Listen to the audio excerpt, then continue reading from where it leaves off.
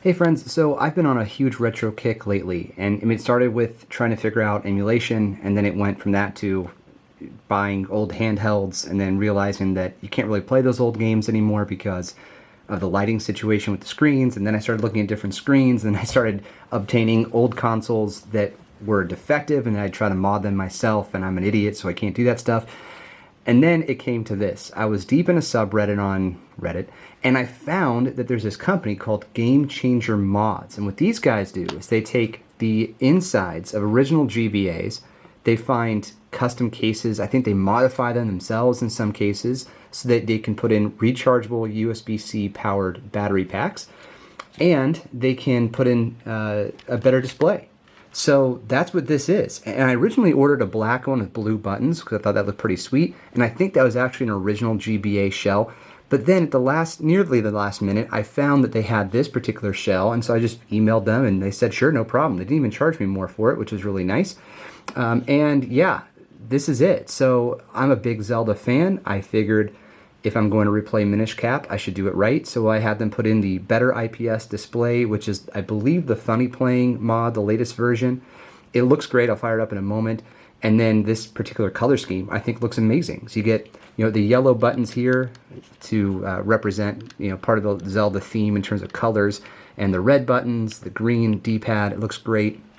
The Minish Cap logo. And yeah, I'll give you a tour here. So you get your power rocker here. USB-C, it's not quite centered. It looks like there's some additional cutout below, but hey, I can't do this stuff, so I'm happy to have paid for it.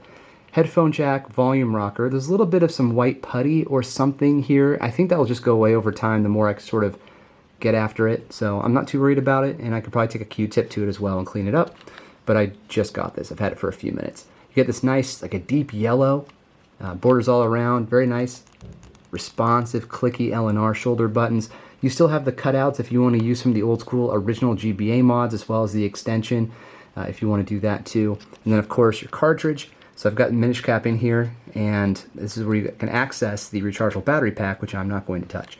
Now, again, you can do this type of work yourself. You really can. But look, this cost me $300. That's not an insignificant amount of money. I mean, that is nearly a whole console, right?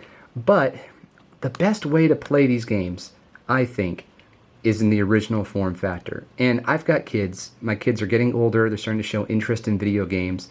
And I've long said, even back in the days of the Geeks with Wise podcast from like 2009, I used to say that when I eventually have kids and they're of age, I'm gonna show them how to play video games on the older consoles, because I think they're simpler, just a handful of buttons versus all the more complex stuff. But then again, I didn't predict that mobile phone games would be so simple to play either with the touchscreen. But anyway, I have to stand by that. I'm gonna try. So anyway, what am I talking about? They're not gonna allow to touch this thing. This is mine. All right, they can play my original GBA and just deal with the lighting. So let's fire it up.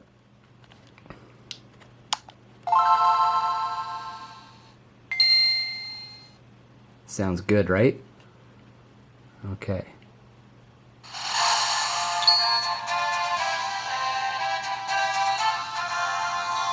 Looks great. That's an awesome display. Don't ask me why I'm the second save file. Oh yeah, that's perfect. Buttons all work great.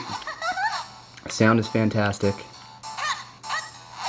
This is great. Okay, so I'm gonna turn this off so I can get back to playing with it. All right, thanks for watching. Cheers.